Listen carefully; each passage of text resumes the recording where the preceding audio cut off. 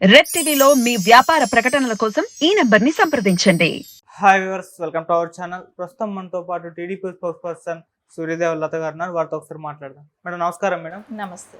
Madam Kejriwal గారిని నిన్న arrest చేయడం చూస్తున్నాం. 10 రోజుల గ్యాప్లో కవిత గారిని కేజ్రీవాల్ని ఒకే కేసులో అరెస్ట్ చేసేసారు.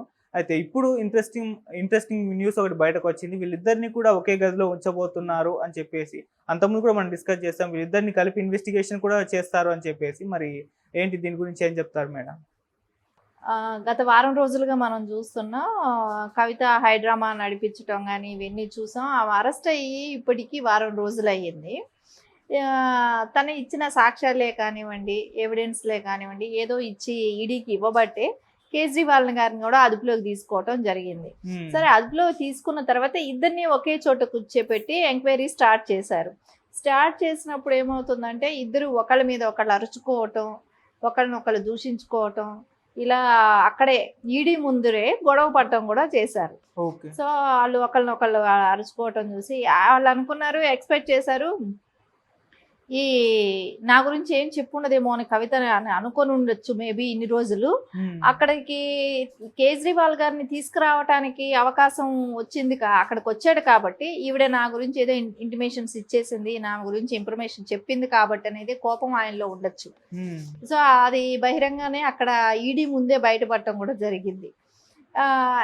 అది కూడా కాకుండా కవిత గారి పిఎస్ ఉన్నారు కదా, వాళ్ళ దగ్గర నుంచి స్టేట్మెంట్ కానీ తీసుకోవటమే కానివ్వండి, వాళ్ళు అప్రూవల్గా మారిపోవటమే కానివ్వండి, వాళ్ళ ఫోన్స్ స్వాధీనం పరుచుకున్నారు కాబట్టి ఈడీ ఇక్కడ నుంచి కూడా వాళ్ళకి ఇన్ఫర్మేషన్ వెళ్ళింది కాబట్టి వాళ్ళకు కూడా చెప్పబట్టి కేజ్రీవాల్ గారు అరెస్ట్ అవ్వటం. అంటే ఆయన మీద ఉన్న ఒక ఇమేజ్ ఉండేది, కేజ్రీవాల్ మీద ఒక సామాన్య వ్యక్తి సీఎం స్థాయి వరకు ఎదిగాడు అనే దానికి ఒక గుడ్ విల్ ఉండేది అతనికి. ఈరోజు అదంతా పోగొట్టుకోవటం జరిగింది. కవితను ఇక్కడ తెలంగాణకి సీఎం కూతురు అవ్వటమును, ఆవిడ ఒక ఎంపీ స్థాయిలో ఉన్న వ్యక్తి కాబట్టి, తర్వాత ఇప్పుడు ఎమ్మెల్సీ అవ్వటం కానివ్వండి, ఇవన్నీ కూడా చూసి ఈవిడ ఆల్రెడీ వీళ్ళకి వీటిల్లో ఎక్స్పీరియన్స్ బాగానే ఉంది.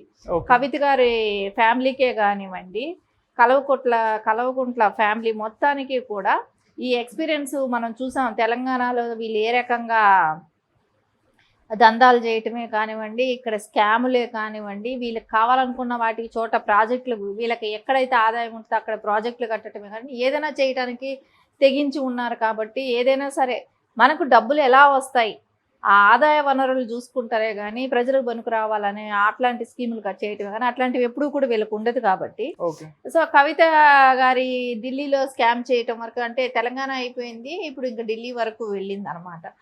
ఆవిడ ఎంపీ అయ్యేటప్పటికి నేషనల్ లీడర్గా ఫీల్ అయ్యింది.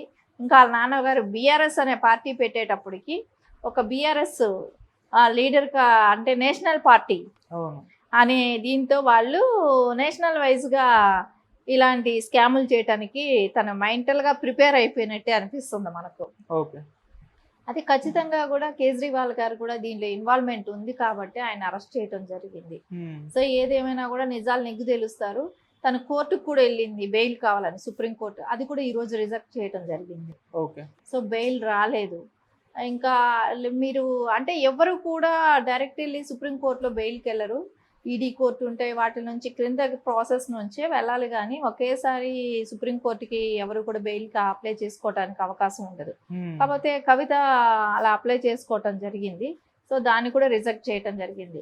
ఏది ఏమైనా నిజాలు నిగ్గుదేలే వరకు అయితే వాళ్ళకి బెయిల్స్ వచ్చే అవకాశం కూడా ఉండదు. ఎందుకంటే ఈడీ కస్టడీ నుంచి కోరుతూనే ఉంటుంది, వాళ్ళు ఎన్నిసార్లైనా వాళ్ళకి అవకాశం ఉంటుంది కాబట్టి వాళ్ళు కస్టడీ అడిగే ఆస్కారం అయితే ఉంటూనే ఉంటుంది. వీళ్ళు ఎప్పుడైతే ఇద్దరు, అంటే ఇప్పుడు ఒక విషయం మనకి ఇక్కడ అర్థమవుతుంది ఏంటంటే, ఇద్దరు ఒకళ్ళనొకళ్ళు తిట్టుకోవటం మూలాన, అరుచుకోవటం మూలాన, నువ్వు దొంగ అంటే నువ్వు దొంగని వీళ్ళంతటా వీళ్ళ విషయాలు వీళ్ళే బయట పెట్టుకోవటమే కానివ్వండి, ఇవన్నీ కూడా సహజంగా వాళ్ళ ఆ నేచర్ ఉన్నది. కాబట్టి వాళ్ళిద్దరూ దొంగలైనప్పుడు ఒకళ్ళ మీద ఒకళ్ళు చాడీని చెప్పుకొని అన్ని బయటపడుతున్నారు.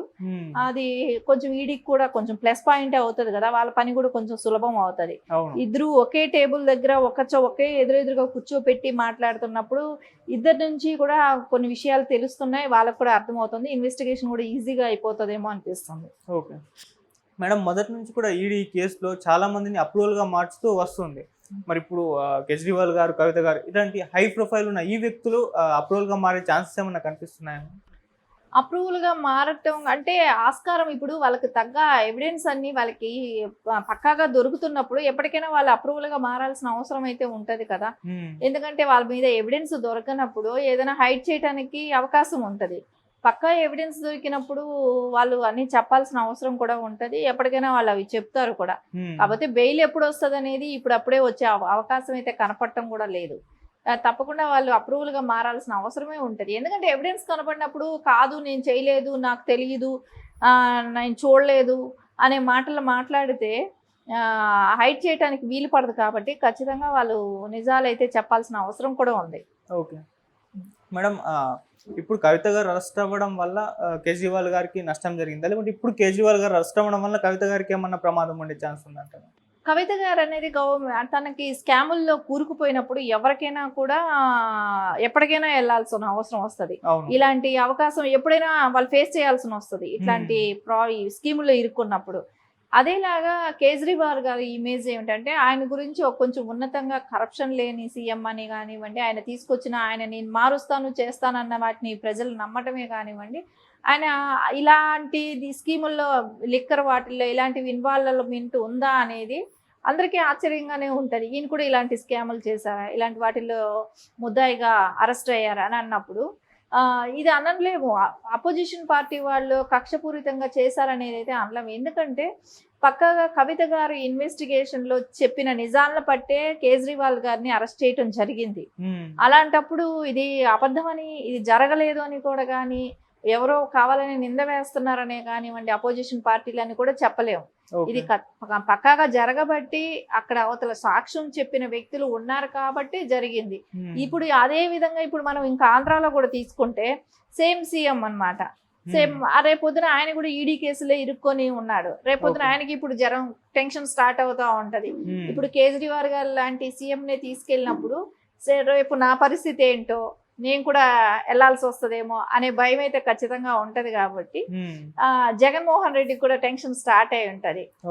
ఖచ్చితంగా జగన్మోహన్ రెడ్డి కానీ కేజ్రీవాల్ అయినా సరే ఎవరైనా సరే ఇట్లాంటి స్కాములు చేసి దోచుకోవాలని చూస్తే, దేశంలో జనాభా ఉన్న ఇంత ట్యాక్సులు కట్టి ఇంత మనం చూస్తుంటాం ఇండియాలో జనాభా ఎక్కువ, సో ఇన్కమ్ సోర్సెస్ కూడా ఎక్కువే. కానీ వాళ్ళ డబ్బులన్నీ కూడా ఈ రాజకీయ నాయకులు వాళ్ళ పబ్బం గడుపుకోవడానికో కానీ కోట్లు స్కామ్ చేయటమే కానివ్వండి, ఇలాంటి వాళ్ళకందరికీ కూడా ఇప్పుడు జరిగిన ఈ సీఎం లాంటి వాళ్ళని అరెస్ట్ జరగటం కూడా చూస్తే అప్రిషియేట్ చేయాల్సిన అవసరం కూడా ఉంది. ఈడీని అప్రిషియేట్ చేయాల్సిన అవసరం చాలా ఉంది. Thank you so much madam. Thank you.